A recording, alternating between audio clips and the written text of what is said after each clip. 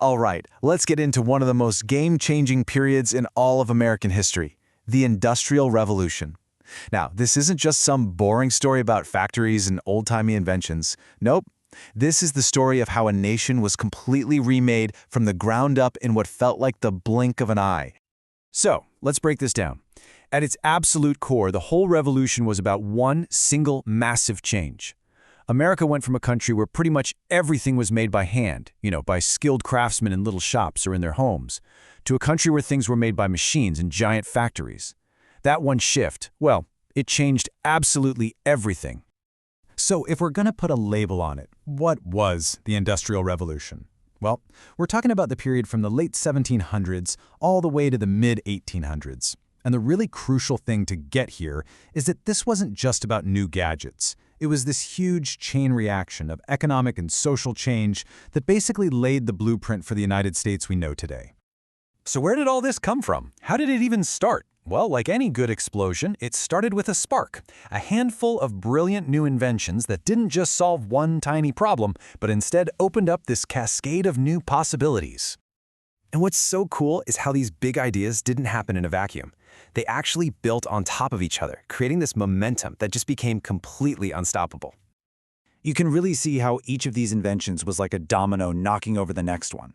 Let's take Eli Whitney. His cotton gin made cotton production explode, which tragically also massively expanded slavery, but it also fed all the new textile mills popping up in the North.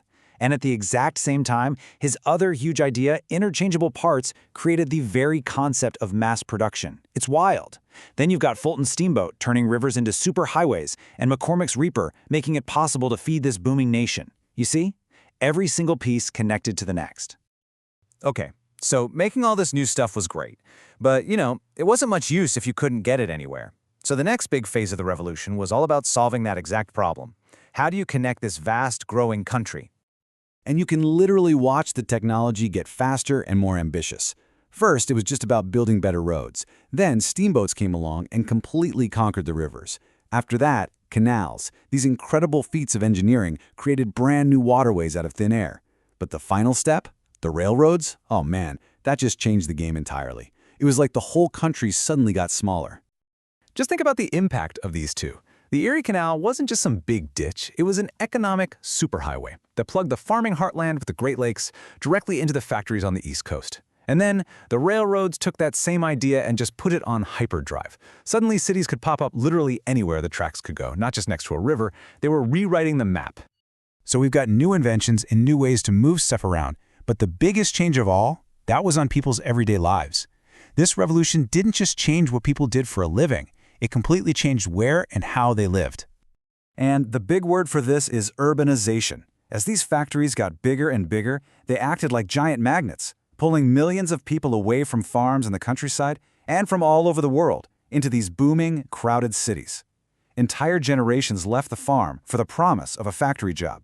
It was one of the biggest social shifts in American history, period. And this created a brand new reality that had two totally different faces.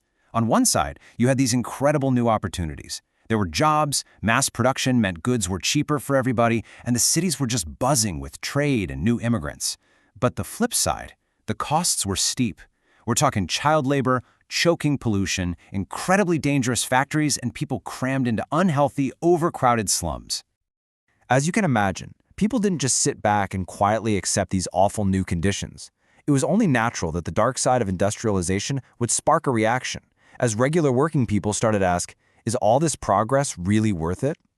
And a huge part of the story is who was actually doing all this work. For the first time ever, huge numbers of women and even very young children became industrial workers, especially in those big textile mills up north. And of course, they were often paid way less than men and had to deal with the same dangerous, back-breaking conditions. So what did they do? They started to organize. Labor unions began to pop up, giving a collective voice to the individual worker. And they started making demands that sound so basic to us today, but were totally revolutionary back then. A safe place to work, a workday that wasn't 14 hours long, and a fair wage for a hard day's work. This was the very beginning of the American labor movement.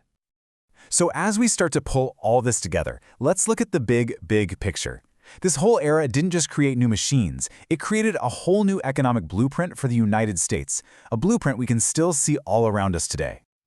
This new economy basically created a nation of specialists. The North, with all its rivers and ports, became the powerhouse of industry and trade. The South, with its climate and rich soil, doubled down on agriculture, especially cotton. And the West, with its endless, cheap land, became the nation's breadbasket.